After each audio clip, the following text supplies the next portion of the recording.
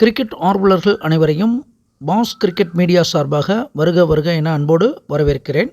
தற்போது கோலாகலமாக ICC T20 போட்டிகள் நடந்து வருகிறது.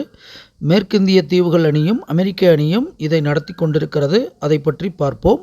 உலகக்கோப்பையின் 25வது போட்டி வெஸ்ட் இண்டீஸ் அணிக்கும் நியூசிலாந்து அணிக்கும் இடையில் நடக்கக்கூடிய போட்டி.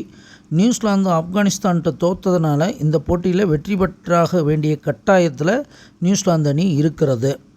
இருந்தாலும் வெஸ்ட் இண்டீஸ் அணி வெற்றி பெறுமா அப்படின்னு தான் கேள்வி வந்தது. ஏன்னா அவங்க தான் போட்டி நடத்துறதுனால அந்த சொந்த மைதானம் வேறு. வெஸ்ட் இண்டீஸுடைய உதயத்திலே கவிப்பு இருக்கிறது. வெஸ்ட் இண்டீஸுக்கு சிறப்பு இல்லை. நியூசிலாந்துடைய அதிபதி பொன் பாக்கிய ஸ்தானத்தில் உட்காந்து நியூசிலாந்தை பார்க்குறது சிறப்பு. அதே போல் லாபாதிபதி மந்தன் சேய் அந்த லாபஸ்தானம் வீறு கொண்டு விளையாடுறதுக்கான அமைப்பை நியூசிலாந்துக்கு காமிக்கிறது. வெஸ்ட் இண்டீஸ்க்கு லாபஸ்தானத்தில் மந்தன் இருக்கிறது மந்தம், தடை, தாமதம், போராட்டத்தை காட்டக்கூடிய அமைப்பு.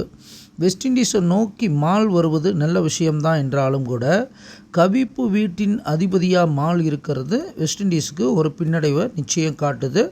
ஸோ லாபஸ்தானாதிபதி மதி உச்சமாக இருக்கிறது வெஸ்ட் இண்டீஸுக்கு நல்ல அமைப்பு தான் என்றாலும் கூட இந்த போட்டியில் வெஸ்ட் இண்டீஸை காட்டிலும் ஒரு பங்கு மேலே போய் நியூசிலாந்து அணி வெற்றி பெற வாய்ப்புண்டு.